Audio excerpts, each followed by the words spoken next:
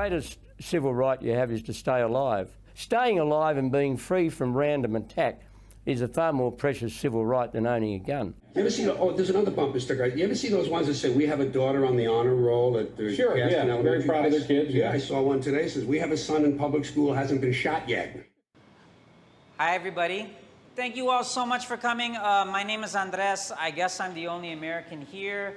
That's too bad. It would have been more interesting maybe if we had some people disagreeing with me. That would have been interesting. Thank you everyone for coming. I really appreciate it. Like I said, my name is Andres, and before we begin, I'd like to thank my tech person. Thank you very much. I also want to thank the venue. Thank you, 5S Indian Resto. This is the best Indian resto in Davao and the best resto in Davao. So thank you. So if you go to YouTube, let's just get into the video. If you go to YouTube and you search Risky Edges, what we'll be watching Bowling for America, or you can go to the channel itself. Either way, we'll watch Bowling for America. So let's go ahead and start, and then maybe, and then I'll say a few things afterwards, and then we will maybe have a good conversation. Story about who we are as Americans and why are we the only Western industrialized country that doesn't have free universal health coverage. It's absolutely insane, I think. I know it's kind of a rough go for me, basically. Usually when I make a movie, I made one about General Motors about 17 years ago, and that film said that. But it took 17 years, and at the time, you know, people didn't listen and thought, how could you attack General Motors? They can do no wrong. And then, you know, I made Bowling for Columbine and tried to warn people about the easy access to guns and school shootings. Well, thank you for that. But here we just suffered through another tragic school shooting, and then of course Fahrenheit, where I went out on a limb and suggested that maybe we were sent to war for false reasons. And at the time, took a lot for that too, a lot of grief for that film. And so I'm hoping with this movie that maybe I can catch a break, and people will not just leap on me so quickly and say, you know, well, maybe we should at least listen to him this time. And I think just from the few screenings that we've had, I can tell that the audiences understand one basic thing, that illness and sickness doesn't know any kind of political stripe. This affects Democrats and Republicans, and we've got a huge greedy industry in this country, and there should be no room for greed when we're talking about people's health, and that has to be removed, and we've got to get rid of these profit-making insurance companies. 19 children and 2 teachers were shot dead in an elementary school in Texas in the city of Uvalde on Tuesday. The attack on the Robb Elementary School was carried out by an 18-year-old who attended Uvalde High School. Families have begun sharing the names of some of the victims. They include 9-year-old Uzziah Garcia, 10-year-old Amory Jo Garza, 10-year-old Jose Flores, 10-year-old Xavier Lopez, 10-year-old Annabelle Guadalupe Rodriguez, and 2 4th-grade teachers, Ava Morales and Irma Garcia. Robb Elementary School is a school with about 600 students in just 3 grades, 2nd, 3rd, and 4th.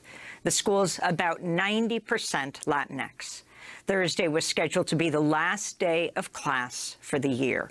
The school district superintendent, Hal Harrell, spoke Tuesday. My heart was broken today. We're a small community, and we'll need your prayers to get us through this. The gunman has been identified as Salvador Ramos. He reportedly bought at least one of his guns on his 18th birthday a few days ago. He was shot dead in the school. Earlier in the day, he shot and critically wounded his grandmother. Tuesday's attack was the deadliest school shooting since the massacre at Sandy Hook Elementary School in Connecticut, when a 20-year-old gunman shot dead 26 people, including 20 children between the ages of 6 and 7 in 2012. On Tuesday night, President Biden addressed the nation. As a nation, we have to ask, when in God's name are we going to stand up to the gun lobby? When in God's name we do what we all know in our gut needs to be done? The shooting in Uvalde came just 10 days after an 18-year-old self-described white supremacist attacked a grocery store in the heart of Buffalo's African-American community. He shot dead 10 people, all of whom were black. On Tuesday, a funeral was held for 65-year-old Celestine Chaney. Today, the Senate will hold a confirmation hearing for Stephen Dettelbach to head the Bureau of Alcohol, Tobacco, Firearms, and Explosives. The agency has been without a permanent leader for 7 years. In the past, Dettelbach has supported a federal assault weapons ban and universal background checks. Vigils were held in Uvalde, Texas, Wednesday, a day after an 18-year-old gunman shot and killed 19 students and 2 teachers at the Robb Elementary School. It was the deadliest school shooting in the United States in over a decade. All the victims were in the same 4th grade class. The White House says President Biden will visit Uvalde in the coming days. Meanwhile, chilling details have emerged about the events leading up to the massacre. Officials say the gunman lawfully purchased 2 semi-automatic assault rifles and up to 375 rounds of ammunition just last week after his 18th birthday.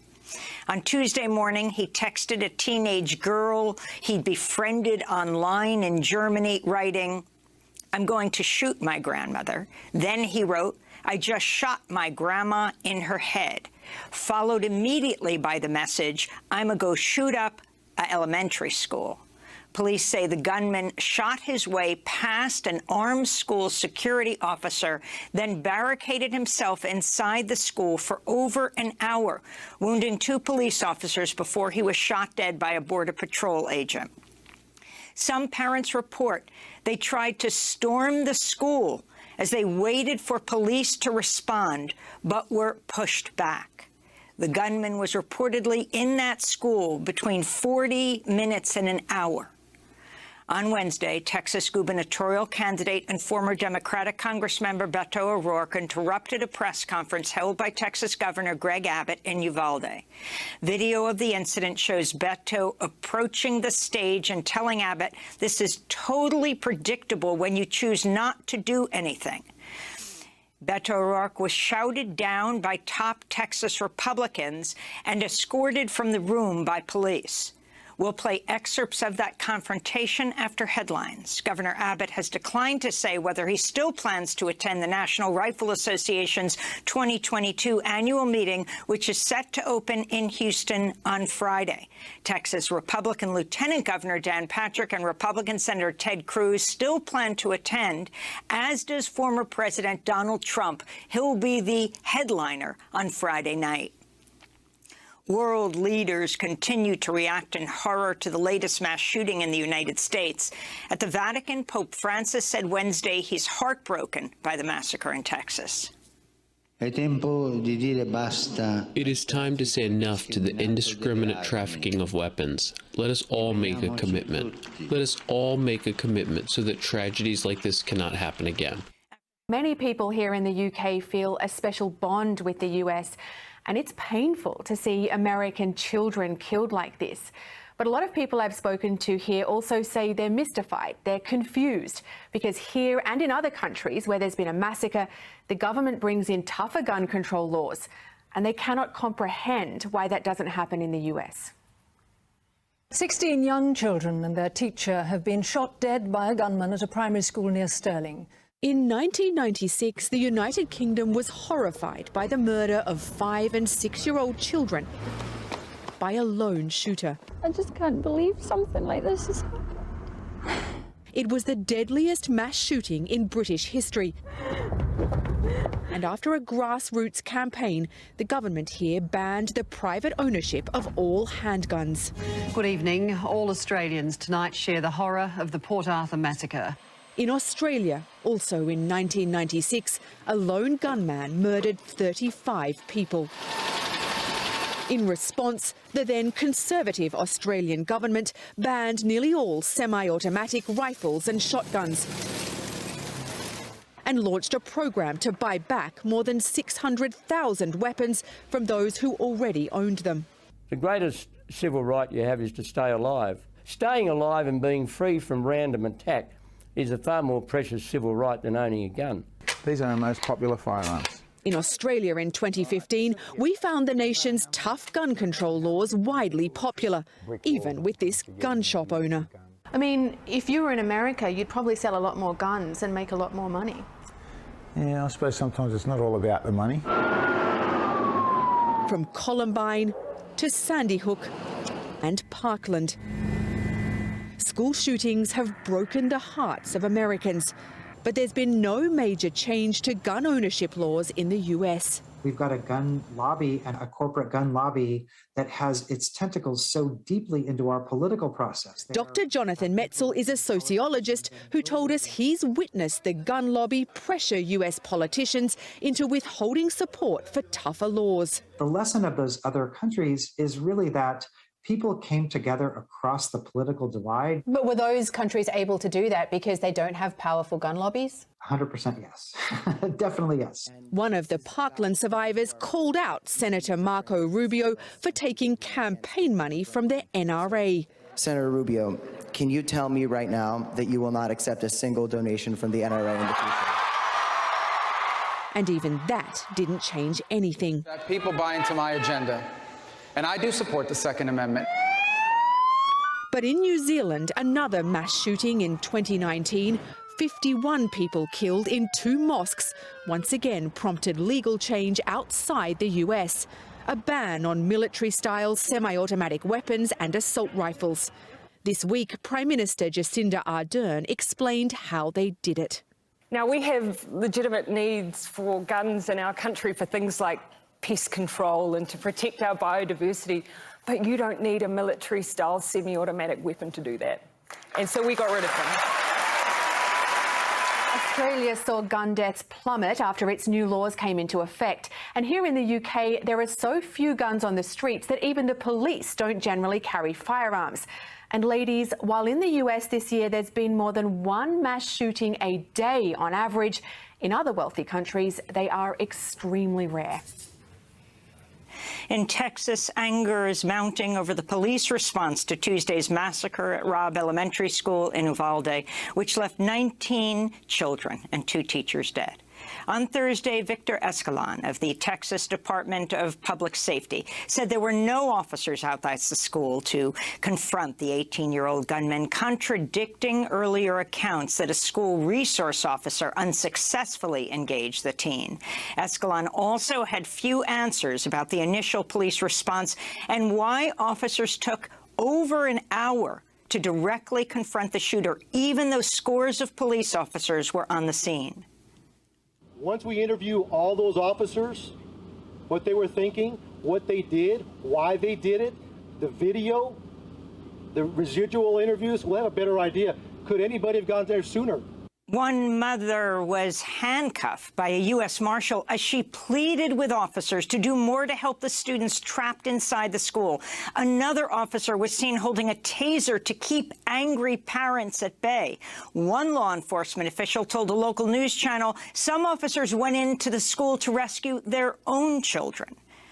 Meanwhile, the husband of a 4th-grade teacher killed in Tuesday's massacre died Thursday of a heart attack.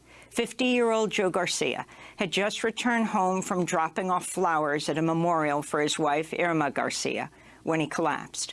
Garcia's cousin wrote, "I truly believe Joe died of a broken heart." Joe and Irma Garcia were high school sweethearts who'd been married for a quarter of a century. They leave behind 4 children.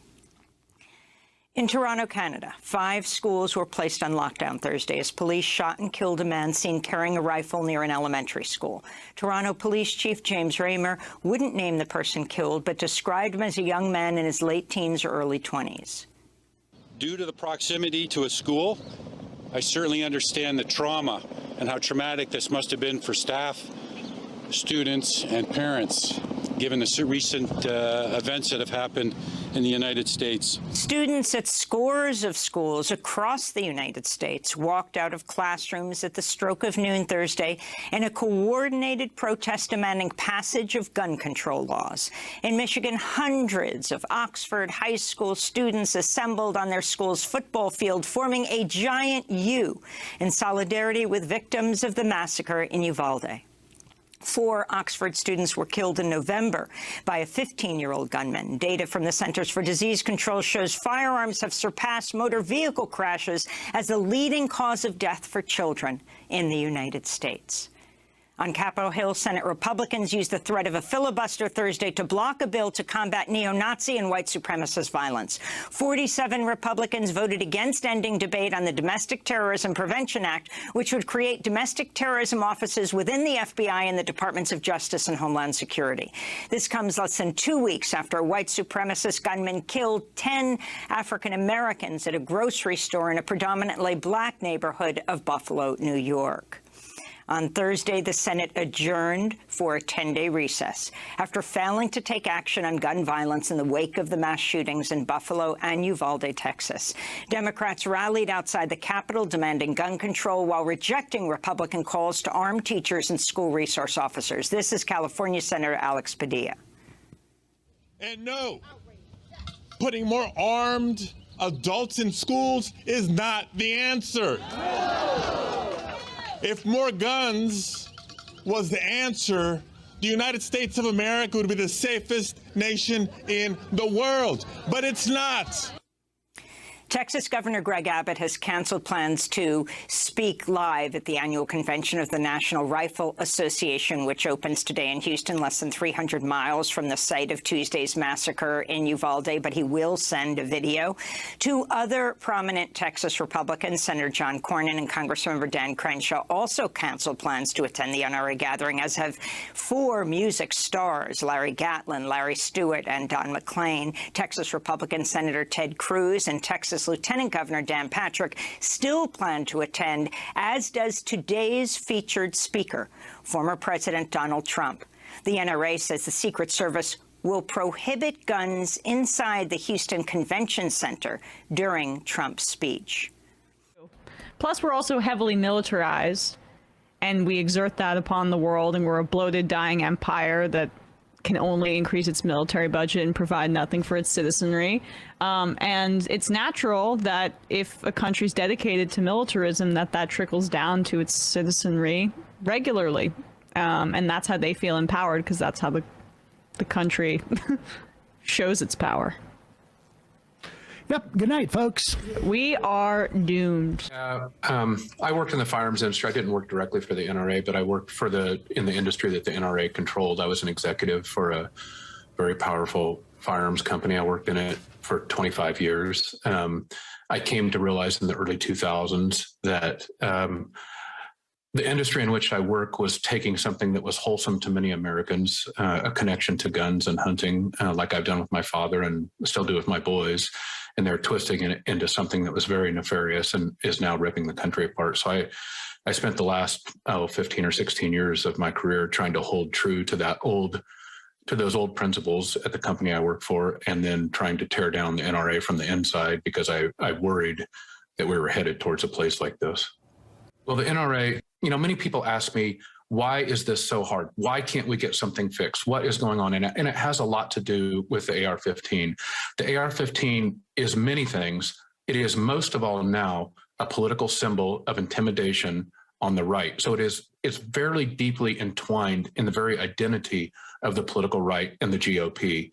And it's also a profit center. It has made fortunes. As late as 15 years ago, the gun wasn't even hardly displayed. It wasn't even shown at industry trade shows. It was persona non grata.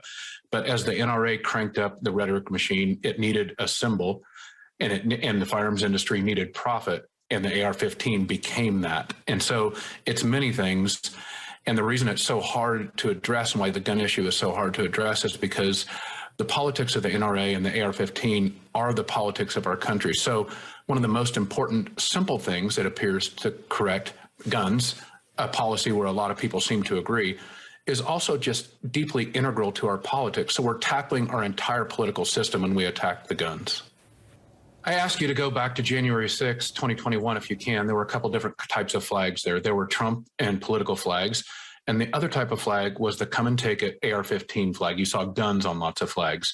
When reporters asked the people at the event what they were there, they often said something about politics and then instantly went to guns. The Oath Keepers, the Proud Boys, the 3 Percenters, the leading domestic terrorism groups in the country, all centered around gun rights. So the AR-15 is deeply emblematic of the very political radicalization and identity on the right. And if I live in Red America, if you drive around the towns of Red America, you're going to see a lot of Trump stickers. And on almost every one of those trucks or cars where you see Trump stickers, you're going to see AR-15 stickers. Why? Because the AR-15 has become the symbol of the American right. The last time the NRA put profit and politics aside was in the few weeks after President John Kennedy was killed. I was not alive then. So that's been a long time. Now what you're going to see, as has been the case with every mass shooting since 1999, since Columbine, you're going to see a period of relative silence, although they had the convention in Houston last week. And then you're going to see something very important start to develop, which is necessary for the radicalization and the power of the NRA. Once they're being attacked or threatened or legislation is being proposed, they will crank up the fear machine because they will say, because being a victim is a big part of political radicalization. So the NRA will then start to tell their members, we are the victim.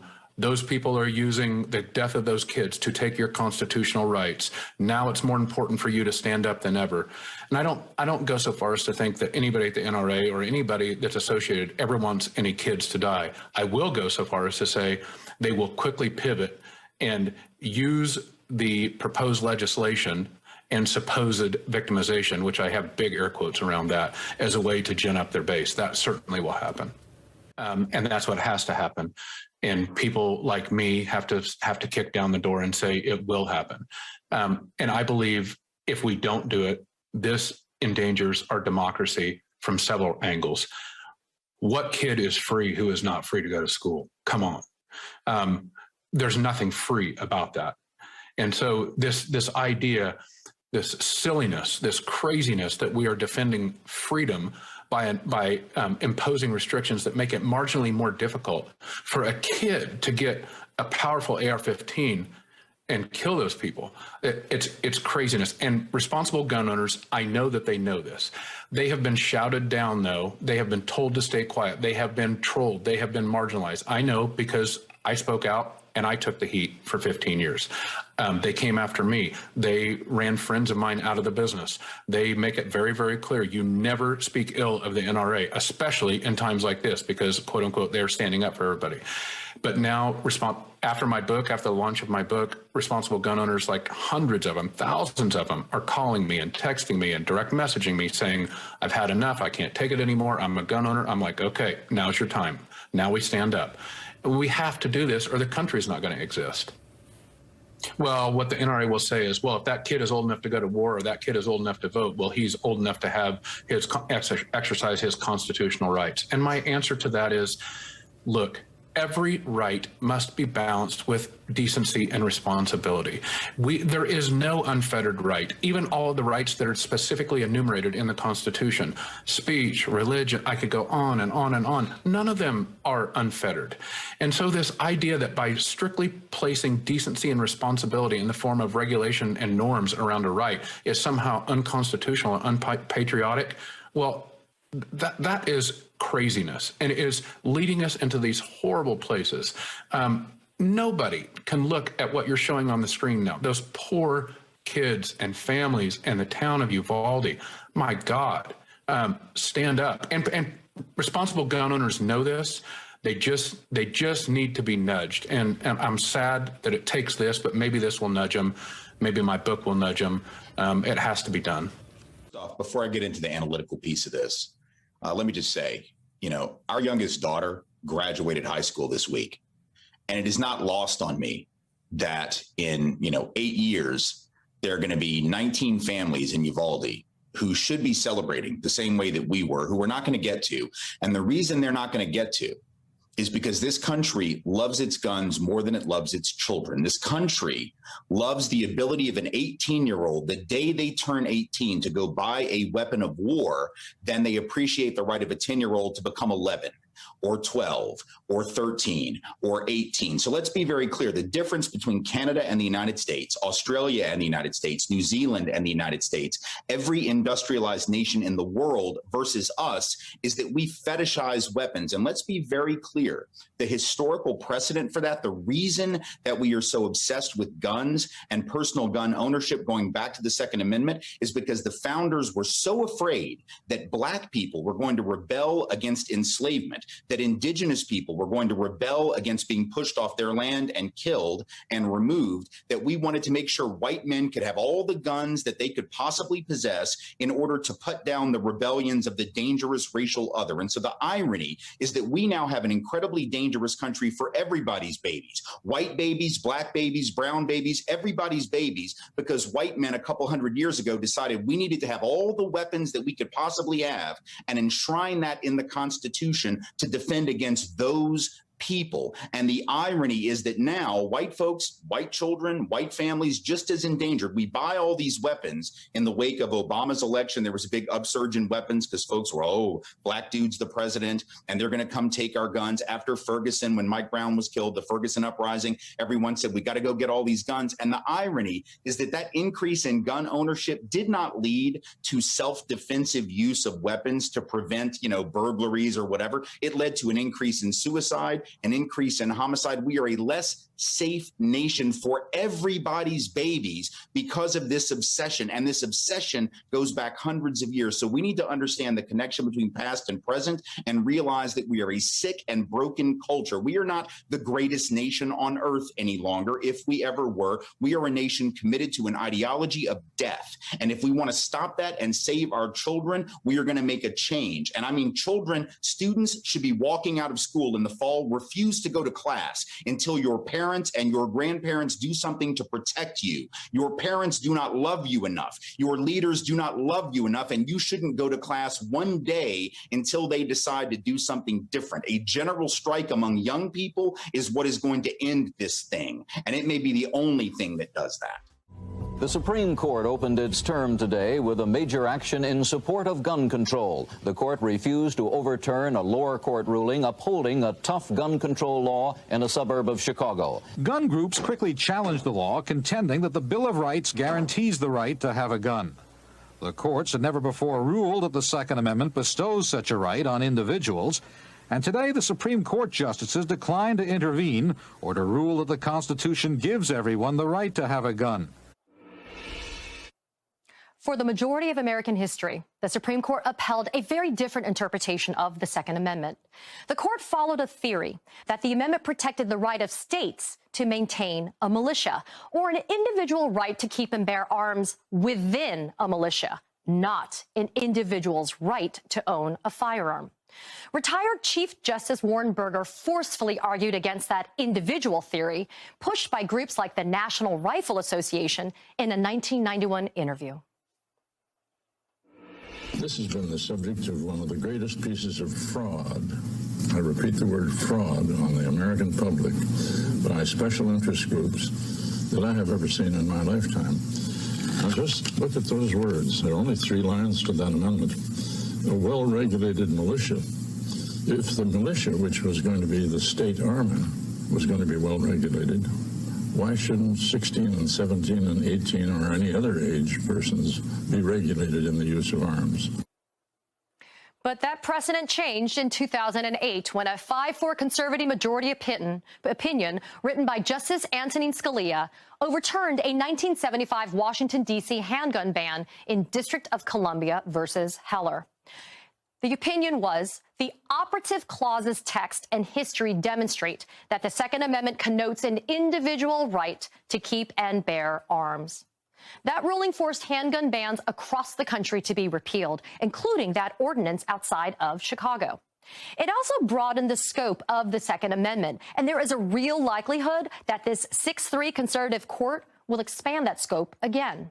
We are awaiting the court's ruling on a case involving a 108-year-old handgun licensing law in New York.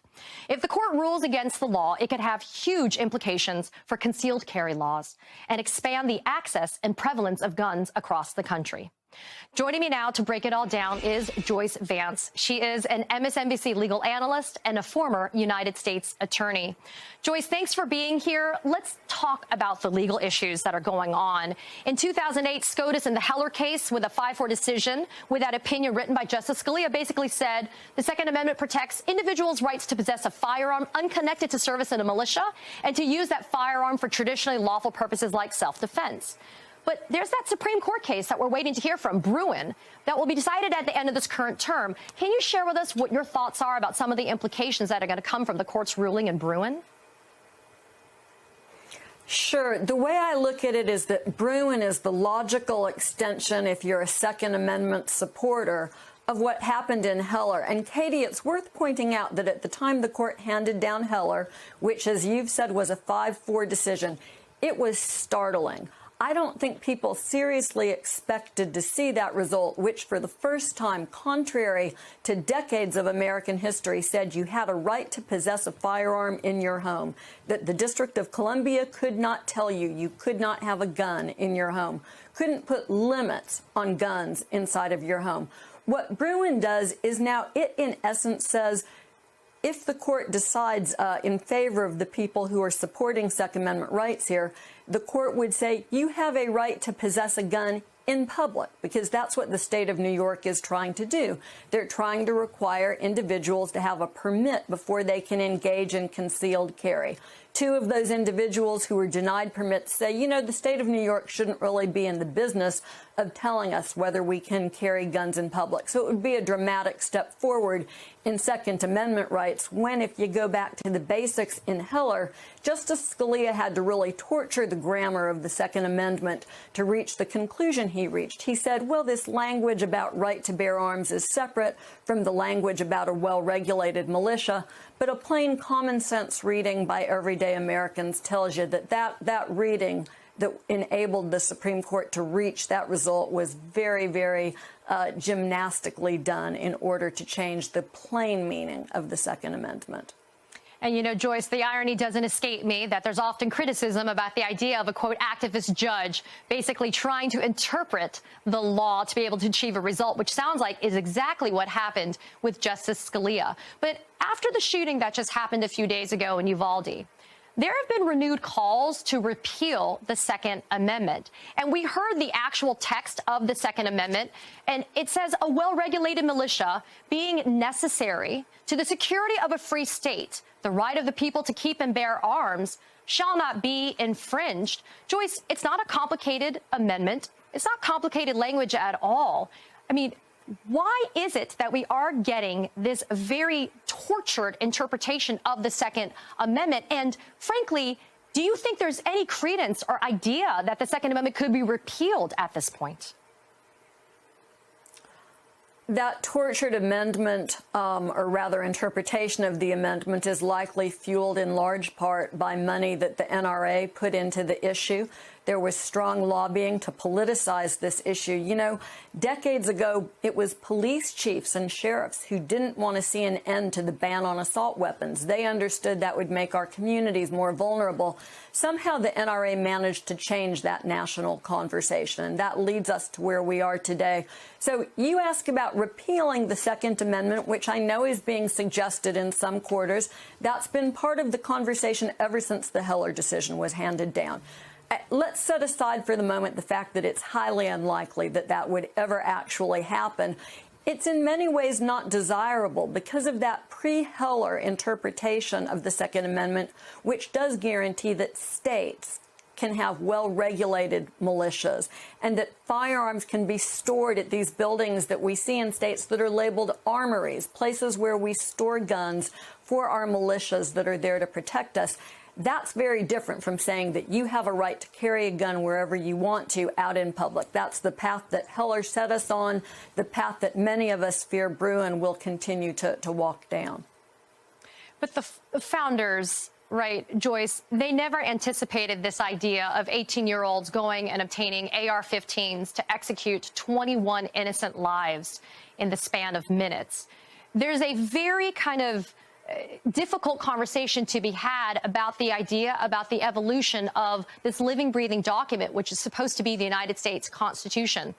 We have a conservative SCOTUS majority right now. Do you believe that any efforts that are made to be able to advance significant gun reform legislation on a federal level is going to survive if it's challenged and it's before this current makeup of the Supreme Court? That's really up to the voters in large part. Yes, the Supreme Court will play a role in reviewing whatever laws are put forward. But if you take Heller as the state of the law, Heller still allows states to do a lot. There's no conflict with Heller in permitting, for instance, universal background checks.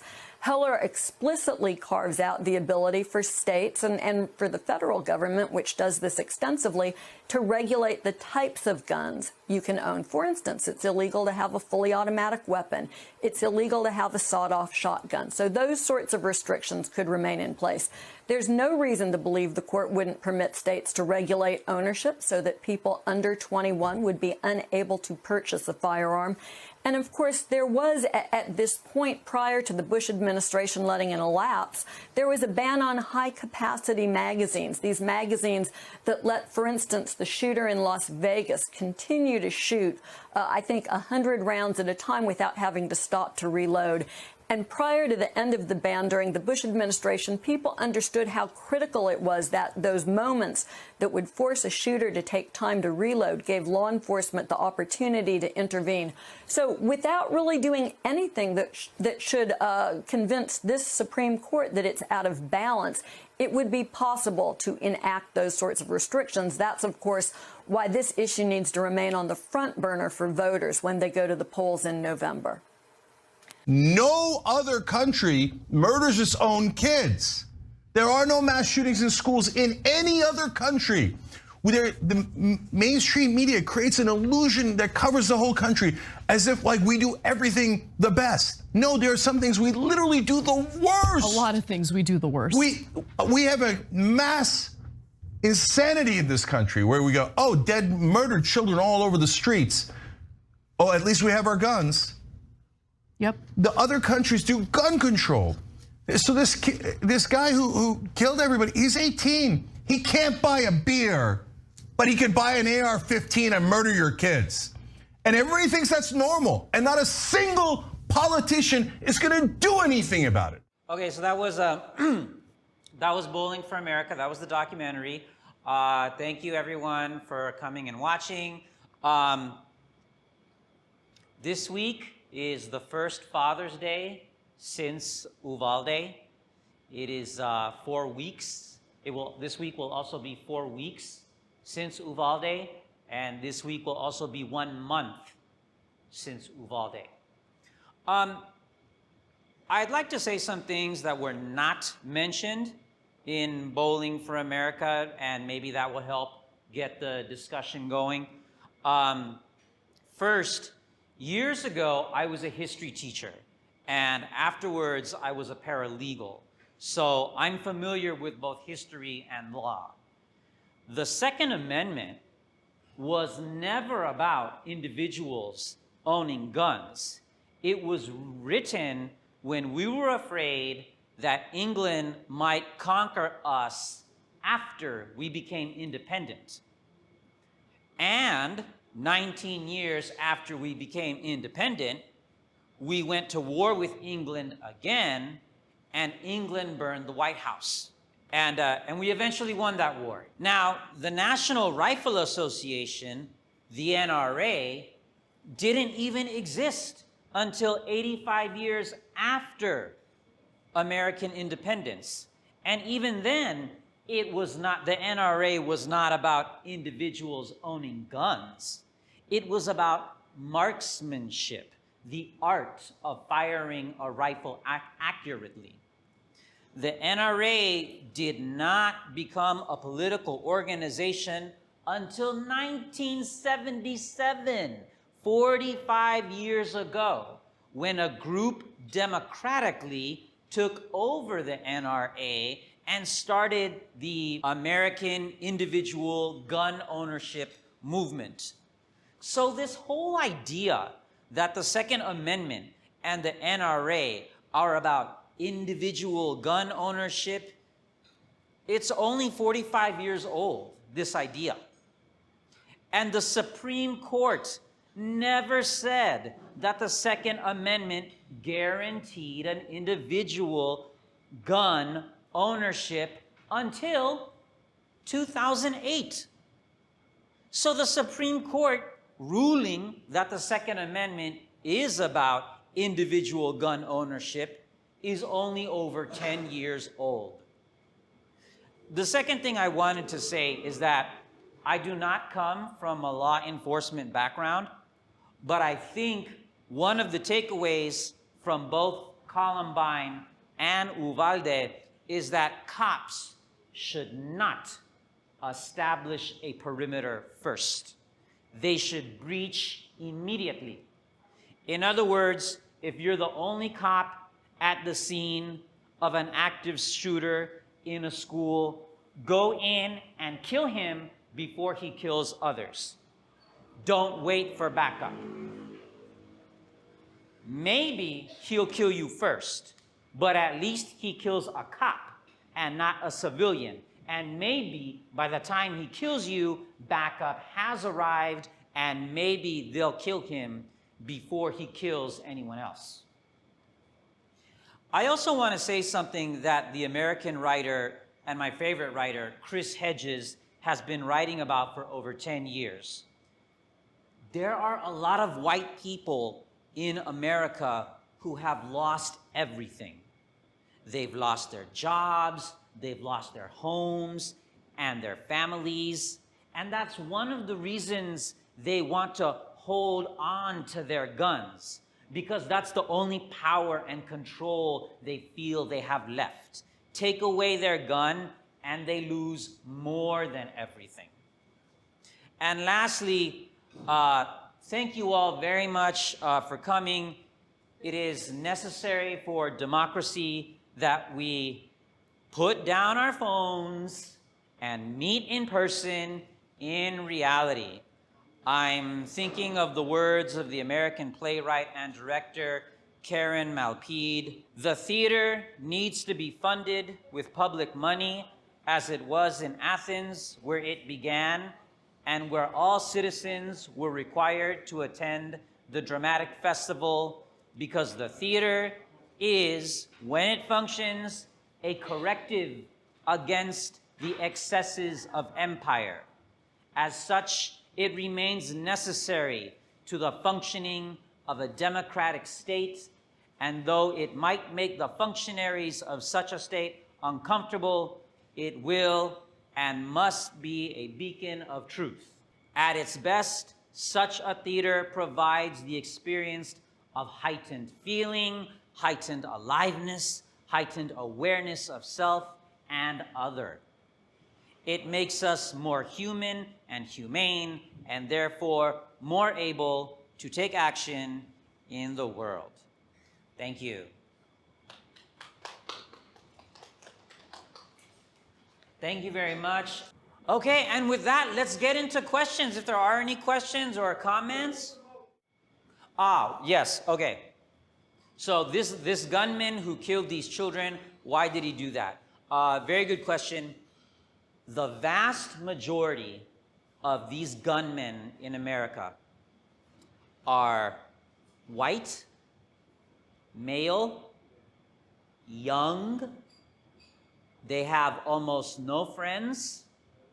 They don't have a girlfriend, and they have a anger toward women in general.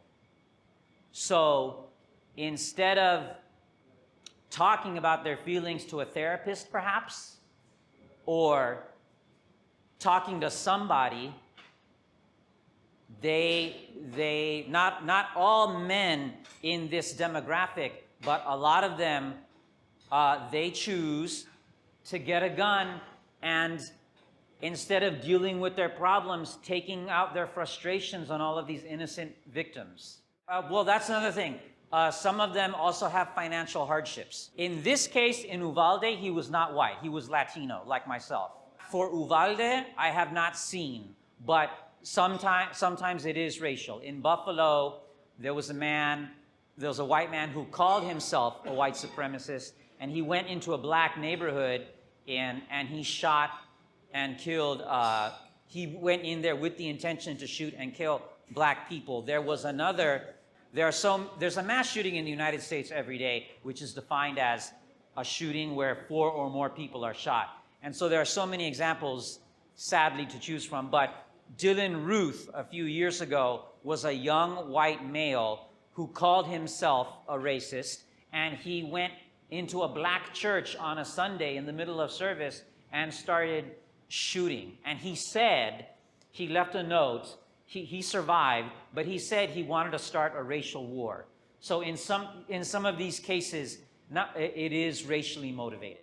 I would not say the motivation is more racial than anything else. I would not say that. I would say the basic motivation is that this is oversimplifying. These young men are unhappy, and I know that sounds oversimplistic, and it is, but some of these young men, not all unhappy young men are gonna go out and kill people, but when you have all these unhappy young men and it's easy to buy a gun in America, which it is, it's easier to buy a gun than a car. In America, you have to take a driver's test, get a driver's license, then you go buy a car. You can, as long as you're 18 in some states, I shouldn't laugh, but if you're 18 in some states, you can just buy a gun. So the majority of them are men, and the motivation is that they're just unhappy, and instead of getting therapy or instead of getting help, they take out their frustrations on these innocent victims. We talked, it was mentioned a little bit in the video that when you talk about guns in America, you're talking about the entire political system. Now, that observation is exactly on point. We're the richest country in the world. Why do we have all of these young men who are unhappy?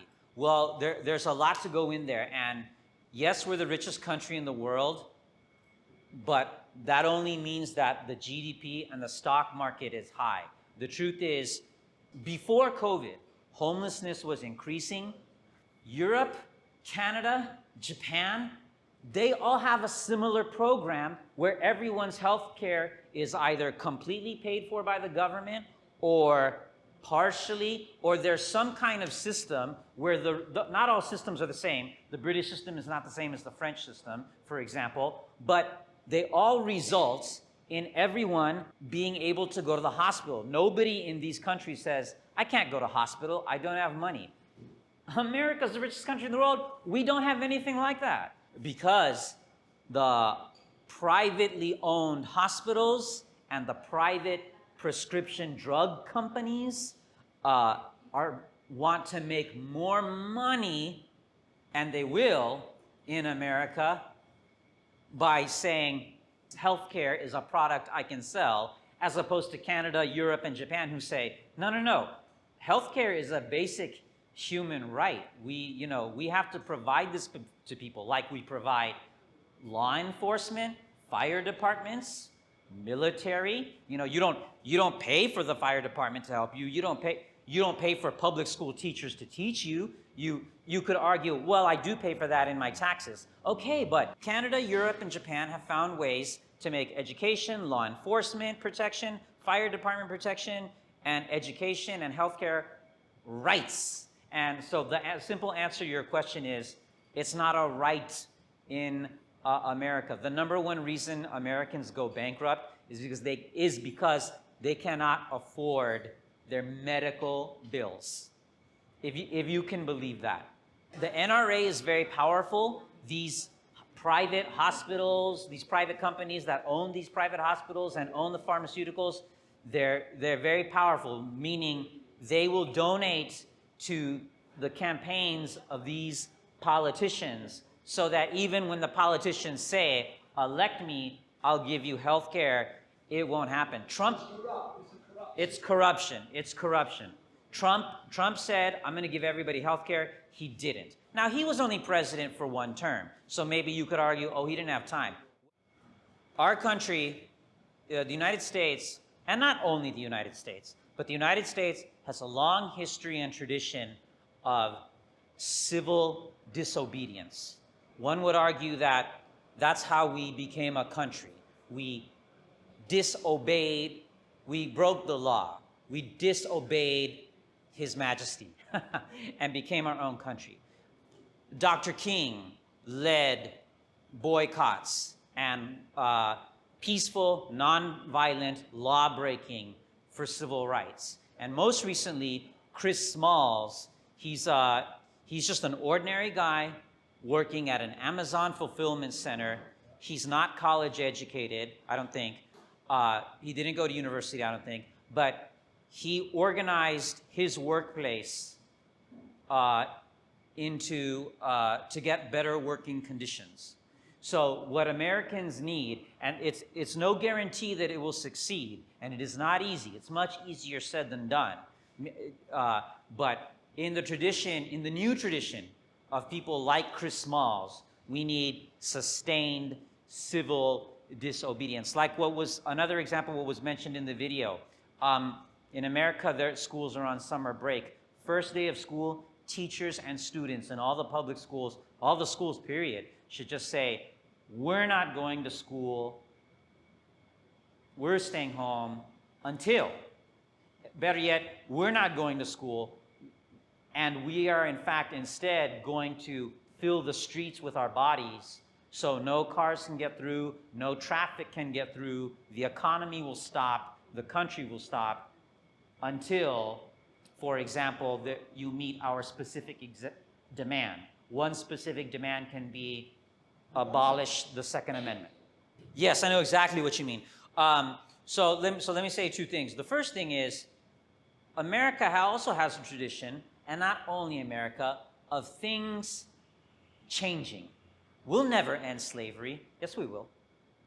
Women will never be able to vote. Yes, they will. We will always segregate the white people from the black people. No, we won't. There'll never be a black president in America. Yes, there was. Okay, so that's the first thing. The second thing, these people who you're talking about, I mentioned them earlier, Americans who are clinging to their guns now more than ever because of economic hardship. Chris Hedges, who I mentioned earlier, has been saying this for over 10 years. If we reintegrate these people into the economy, they will be a little less angry. You know, a lot of these gun owners, like who you were talking about, would they feel the need for that gun so much if they had a high-paying job? Would they feel the need to have a gun so much if not only did they have a high-paying job, but their spouse didn't need a job and they could afford to send their kids to college without taking loans if their kids wanted to go to college, and if they could afford all of their medical bills, a previous topic we touched on. You know, if all of those things were happening with these gun owners, would they really feel the need to have that gun? Would they be so angry? I mentioned earlier the majority of these shooters are young, white, male, no friends, almost no friends, no girlfriend, and a general anger toward women. Would they be a little less angry if they had more money? Well, let me ask this: what are the what are the gun laws here in the Philippines? Like, if I'm a citizen of the Philippines, my grandparents are Filipino, my parents are Filipino, I'm Filipino, and for whatever reason, I wanted to buy a gun, for whatever reason. How would I go about that if anybody knows? Buying a gun here in the Philippines. Okay, that difficult? It's difficult. A lot of little joke, but everything in the Philippines is difficult, right? Paperwork, go to City Hall, this clearance, that clearance. Yeah. So I think we have time just for one more comment or question. I do personally believe abolishing the Second Amendment will work, but the other question you're asking, I think, is how realistic or how soon will that happen? But there are many things we can do. Let's assume for the moment that the Second Amendment will always be there. Let's assume that. We can do things without abolishing the Second Amendment. We can register all gun purchases. We can raise the age from 18 to 25. We can have a universal background check. And we can ban not all guns, but maybe certain kinds of guns, like the AR-15, which was used. So abolishing the Second Amendment is not the only option. I'd love to continue. I could go on all night, but we're out of time. So again, my name is Andres. My channel is Risky Edges. Please share, please comment, please like, please subscribe and turn on bell notifications. Thank you everybody for coming. Terrific discussion. Maybe we can do this again sometime. Thank you very much. The greatest civil right you have is to stay alive. Staying alive and being free from random attack is a far more precious civil right than owning a gun.